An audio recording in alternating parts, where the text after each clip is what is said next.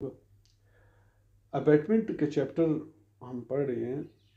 अब बेसिकली आपको तो पता है कि अबैटमेंट का जो ऑफेंस है, कोई किसी को इंस्टिगेट करता है या किसी मामले में एड करता है तो वो ऑफेंस होता है। अब एक बंदा अगर मिसाल के तौर पे मर्डर के लिए किसी को उकसाता है, इंस्टिगेट करता है, तो आगे वो ऑफेंस कमिट हो जाता है तो उस पर 109 लगा दी जाती है। वजह ये होती है कि 109 वहाँ पे लगती है जहाँ की कोई एक्सप्रेस प्रोविजन ना हो कि अगर एक बंदे ने अबैट किया है तो उस अबैटर को क्या सज़ा मिलेगी। तो अब जिसने अबैट किया और जिसको अबैट किया उसने वो ऑफेंस कर दिया तो इन दोनों पर वही ऑफेंस होगा जो एक पनिशमेंट उस ऑफेंस की दी हुई। मिसाल मर्डर कर दी तो मर्डर की दी हुई है, चोरी की है तो चोरी का दोनों पे लगेगा। तो इसमें थोड़ी सी इंटरेस्टिंग सिचुएशन ये है कि अब मिसाल के तौर पे एक बंदे को ऑफेंस का कहा जाता है और वो आगे ऑफेंस नहीं करता तो उस केस में क्या पनिशमेंट होगी जिसने ऑफेंस के लिए उकसाया। उसके सेक्शन 115 में उन्होंने ये चीज़ बता दी गई कि अगर जो ए है वो अबैट करता है बी को कि आप सी को कत्ल कर दें, तो सी रिफ्यूज़ करता है एक ना बी रिफ्यूज़ करता है सी को कत्ल करने के लिए, ए की जो डायरेक्शन थी उसको, जो इंस्टिगेशन थी उसको।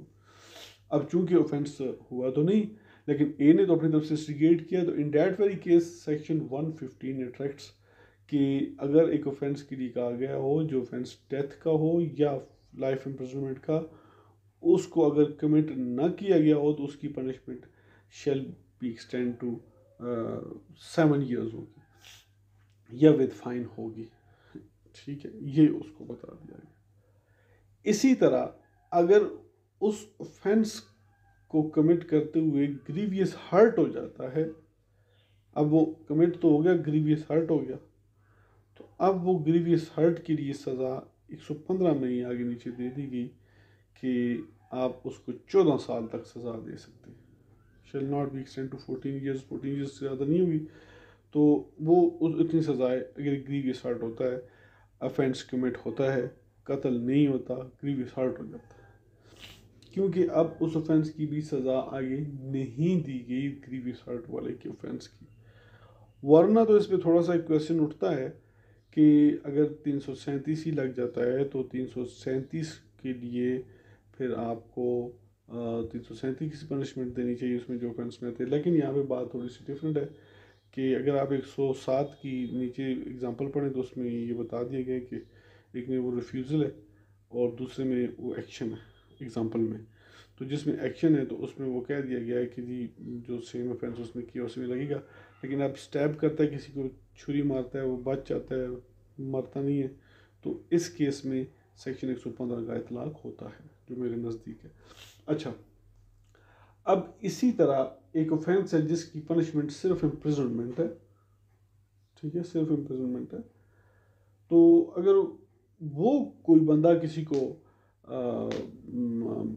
उकसाता है कि ये ऑफेंस करो और आगे वो शख्स जो है वो ऑफेंस जो है वो नहीं करता, वो ऑफेंस कमिट नहीं होता, तो जो एक फुल पनिशमेंट है, मिसाल के तौर पर 10 साल थी उस ऑफेंस की, तो उसका चौथाई हिस्सा जो है वो उस अबैटर को पनिश किया जाएगा कि उसने उकसाया है, बेशक अगर ऑफेंस नहीं हुआ।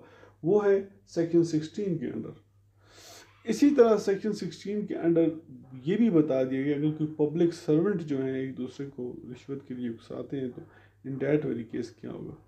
वैसे तो अगर पब्लिक सर्वेंट एक को कहता है कि ये तुम मुझसे रिश्वत ले लो, कोई आम आदमी एक को कहता है कि तुम मुझसे रिश्वत ले लो और वो ले लेता है, तो उसको 161 के नीचे दोनों के खिलाफ कार्रवाई होगी, जो बेटर है और जो बेटेड है। ठीक है, लेकिन यहाँ पे जो 116 है कि इफ़ अबैटर और पर्सन अबैटेड, या अबैटर जो अबैट कर रहा है या जिसको अबैट किया गया है, be a public servant whose duty is to prevent offence, वो पब्लिक सर्वेंट है उनमें से एक, कोई भी एक। 116 में भी कहता है कि अगर पब्लिक सर्वेंट को एक बंदा कहता है तुम ये काम करो, रिश्वत लो, और वो इसलिए कहता है कि वो उससे कोई फेवर लेना चाहता है, अगर वो पब्लिक सर्वेंट रिफ्यूज़ करता है उस रिश्वत लेने को, तो इन दैट वेरी केस 116 के नीचे वो ऑफेंस होगा। ठीक है। सो ए को जो पनिशमेंट दी जाएगी जिसने अबैट किया, वो 1/2 ऑफ द लॉन्गेस्ट टर्म, जो लंबी टर्म की पनिशमेंट है उसका आधा हिस्सा उसको दिया जाएगा अगर वो किसी गवर्नमेंट मुलाजिम को अबैट करने पर मजबूर करता है। और आगे वो अबैट आगे से नहीं होती, सॉरी, काम करने पर, जुर्म करने पर मजबूर करता है और अबैटमेंट का ऑफेंस होता नहीं है। लिहाजा in that very case 116 attracts. तो ये कुछ नॉलेज की बातें थी, सोचा आपसे